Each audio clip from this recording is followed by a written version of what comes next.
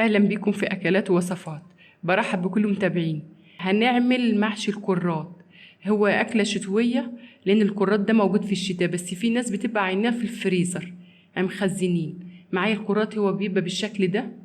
بشيل العرش عن الراس، وبعد كده بنضف الراس، الجدر بتاع الراس ده بنشيله خالص، واشيل أول طبقة من الكرات، ويكون معايا المية مغلية احطها فيه. المية مغلية ما فيهاش ملح، ما فيهاش اي حاجة خالص، احطها فيه. هو بيبقى عامل زي البصل. وريحته برضو تبقى عاملة زي البصل. هو سهل وبسيط وطعمه لذيذ. هو الفيديو طويل شوية، بس الأكلة تستاهل الفيديو الطويل ده. هو قليل ما حد بيعمل المحشي ده، يعني مش موجود عند كل الناس بتعمله.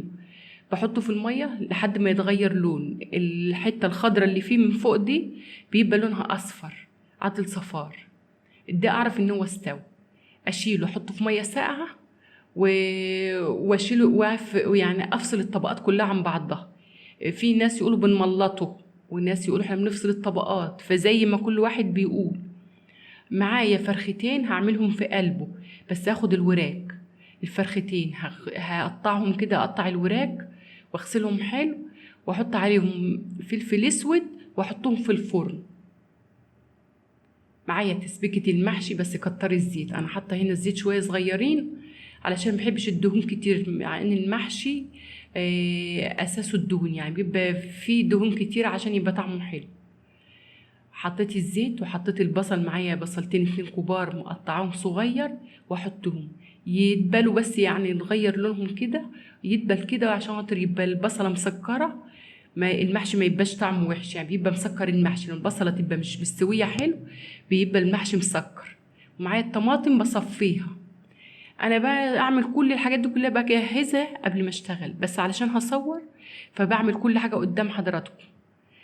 صفي الطماطم، جهزي البصل قطعيه، خضار المحشي قطعيه، الكرات قطعي، كل حاجة جهزيها قبل ما تبدأي تشتغلي، عشان ما تبقاش يعني ما يبقاش صعب عليكي، او الاكلة اللي انت هتعمليها تبقى صعبة عليكي وتطولي فيها. معايا الفراخ هحطها في الفرن، مولعة الشواريق ومن تحت، واسيبها بقى تنزل الدهون اللي فيها من غير اي حاجة، الصينية من غير اي حاجة خالص. سيبها تنزل الدهون اللي فيها، وتنزل الزفرة اللي فوق، بتستوي على النار دي، نار هادية، او على على البوتاجاز عادي، في زيت او في سمنة، واحمرها واغطيها واسيبها بقى تستوي براحتها، تنزل المية اللي فيها والحاجات اللي فيها بتستوي. معايا الكرات زي ما حضراتكم شايفين بعمله كده، افصل الطبقات عن بعضها. الحتة اللي فوق دي بشيلها بالسكينة، وافصل برضو كل الطبقات عشان ما هقدرش في الطبقات بتاعة الكرات. الفراخ اهي زي ما حضراتكم شايفين، هحمرها برضو كمان شوية لانها كده لسه ما استوتش. انا عايزاها تبقى مستوية لانها ما بتغيبش في المحشي.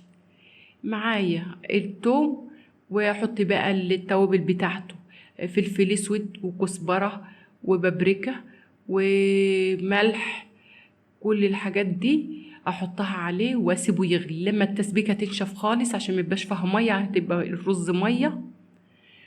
وبعد كده هملة الطبقات بتاعة الكرات دي بالمحشي. خلاص هجهز كل حاجة كده، كل حاجة جهزت وخلصت. هحط عليها الخضار واكون غاسلة الرز. حبة الكرات دول عملوا كيلو ونص رز. في ناس بتبقى عينها في الفريزر مخزناه. هو الكرات ده بيبقى في الشتاء بس، يعني مبيبقاش موجود في الصيف. بس هو بيبقى طعمه حلو. ممكن ناس تعمل بصل، ايوه نفس الطريقه دي وبتعملي بها البصل، بس تنقي البصله الصغيره، يعني الوسط، لا هي كبيره قوي ولا هي صغيره خالص، عشان تعرفي تطلعي منها طبقات. اقلب كل التسبيكه بتاع المحشي على الرز، وهكون مجهزه الحله برضو بحط فيها العدام بتاعه الخضار، اللي هي الكزبره، العدام بتاعتها، وبصل وطماطم وورقتين لورا وفصين حبهان وفصين توم وشويه ملح بوصات، وكل ده مقلباه على بعضه، واقوم مفضيهم فرديه الحل. دول بيبقوا فرش الحله، يعني عشان خاطر الكرات او اي محشي بعمل كده، علشان خاطر المحشي في الارضيه ما يتحرقش. بس هو كده هعبي بقى الكرات كاني بتعبي بدنجان بالظبط. يعني هو يدوك سهل خالص، ما بياخدش وقت، وطالما عملت التسبيكه وجهزت له الحاجه بتاعته ما بياخدش اي وقت في التعبئه. زيه زي البدنجان والفلفل. عندك قرنين فلفل عايزه تحطيهم ماشي، عايزه تحطي معاه محشي كرنب مفيش اي مشكله. اي محشي عندك عايزه تعمليه معاه بيخلي ريحته حلوه وبيخلي طعمه حلو. معايا عملت طبقتين واحط الفراخ، بدل الفراخ ممكن لحمه، مفيش مشكله. اعملي لحمه، سوي اللحمه وحمرها في حبه سمنه وقومي حطاها برضو في قلب المحشي.